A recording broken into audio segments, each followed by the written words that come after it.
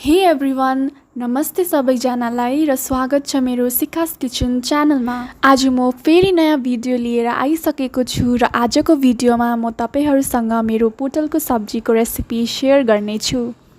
यदि तपाईहरुले मेरो रेसिपी एन्डसम्म हेर्नुभयो भने तपाई पनि आफ्नो घरमा यसरी नै बनाउन सक्नुहुन्छ र तपाईहरुलाई पोटलको सब्जी मन पर्नेछ। So without any further ado, let's get into the video. मैले यहाँ 10 वटा पोटल लिएको छु र पहिला चाहिँ सबै पोटलको बोक्रा यसरी नै तासिदिनु होला। अनि तासेपछि चाहिँ एउटा पोटललाई दुईवटा पिसमा काटिदिनु होला र यसरी नै सबै पोटललाई दुईटा पिसमा काट्दै जानुहोस्। अनि काटेपछि चाहिँ भित्रको जुन चाहिँ दाना हुन्छ त्यसलाई चाहिँ निकाल्दिनुहोस्।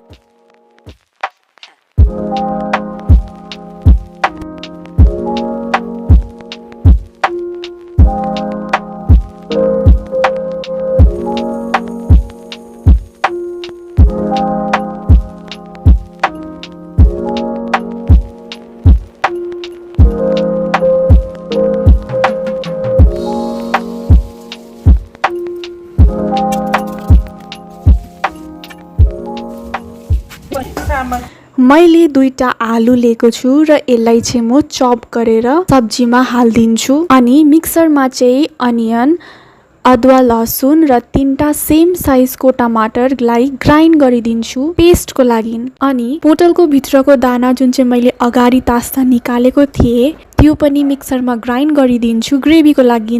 मिक्सरमा ग्राइन्ड गरेपछि चाहिँ हाम्रो पेस्ट तयार भयो ग्रेभी बनिनुको लागि। र मैले यो पेस्टमा के हाले म फेरि एकचोटी भन्दैछु। मैले यो पेस्टमा एउटा प्याज, 3टा टमाटर, पोटलको भित्रको दाना, सर्सो अनि अदुवा र लसुन हालेको छु। पोटल पनि रेडी भयो र यसरी नै तपाईहरुले पोटललाई ठुलो ठुलो पिसमा चप्ड गरिदिनु भयो भने हेर्दा पनि अनि खादा पनि टेस्टी हुनेछ। त्यसपछि चाहिँ नुन र हल्दी हालेर पोटललाई राम्रोसँग मोलिदिनुहोस्।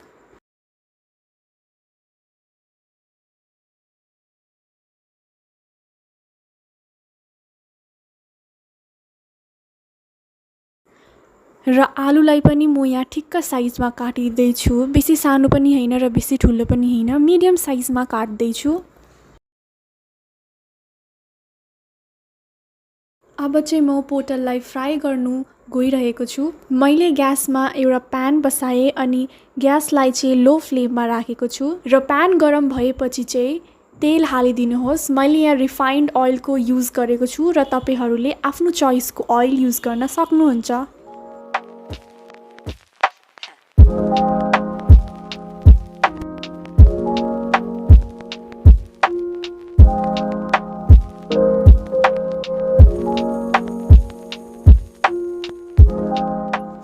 तेल गरम भएपछि पोटललाई म हालिदिन्छु। मेरो पोटल यहाँ फ्राई हुँदैछ र म बिस्तारै बिस्तारै यसलाई चलाउँदै फ्राई गर्छु नडरोस् भनेर।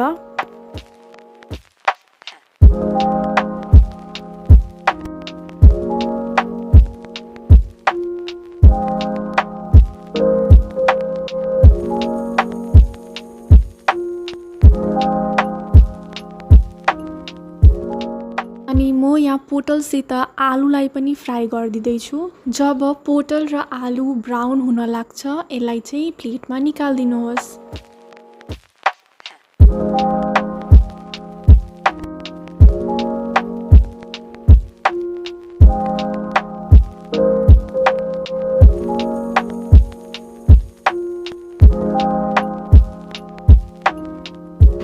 अब चाहिँ हामी सब्जी बनाउनुको तर्फ लागौँ होला। र तेल चाहिँ म फ्राई गरेको जुन चाहिँ तेल थियो त्यसमै बनाउनु गइरहेको छु।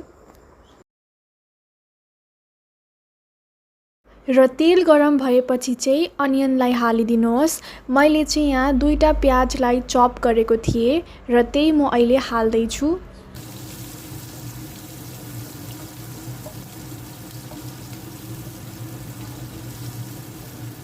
र जब प्याज अलिकति ब्राउन हुन लाग्छ यसमा चाहिँ जुन चाहिँ हामीले पहिला मिक्सरमा ग्राइन्ड गरेको पेस्ट थियो म तेललाई हालिदिन्छु। पेस्टलाई हालेपछि चाहिँ पेस्टलाई मजाले चलाउनु पर्छ र पेस्टभित्र भएको मसला नपाकुन्जेलसम्म यसलाई पाक्न दिनुहोस्।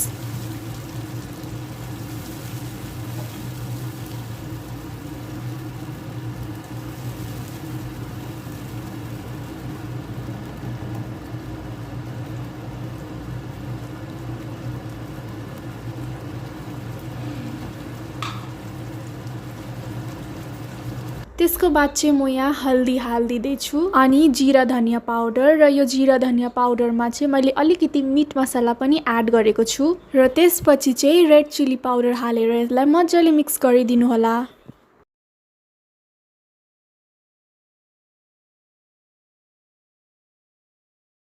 र लास्टमा चाहिँ म सल्ट एड गर्दैछु। तपाईहरू पनि आफ्नो स्वाद अनुसारको नुन हालिदिनु होला र एकचोटि चाहिँ सबै मसलाहरूलाई एकपल्ट स्टर गरिदिनुहोस् र जब मसलाहरू पाकिसक्छ यसमा फ्राई गरेको पोटल चाहिँ हालिदिनुहोस्।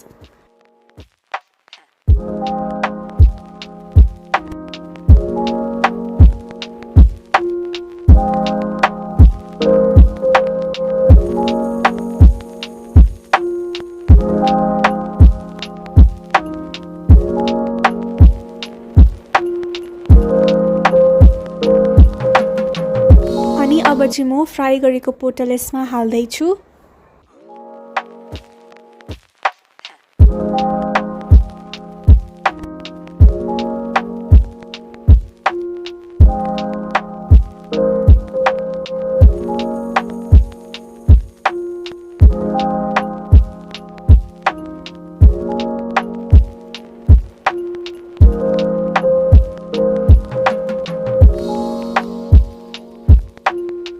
अनि एट दि एन्ड जब तपाईहरूले फ्राई गरेको पोटल यसमा हालिदिनुहुन्छ 2 मिनटको लागि ढक्कनले छोपेर एकछिन पाक्न दिनुहोला र ढक्कन निकालेपछि चाहिँ मेरो पोटलको सब्जी रेडी भयो। हजुरहरूले पनि घरमै बनाएर यसरी नै खान सक्नुहुन्छ, मिठो हुनेछ।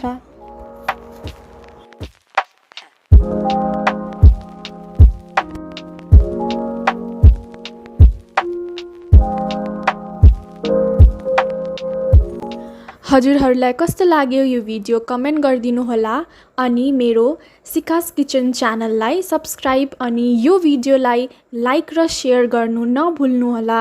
Thanks for watching. Bye by.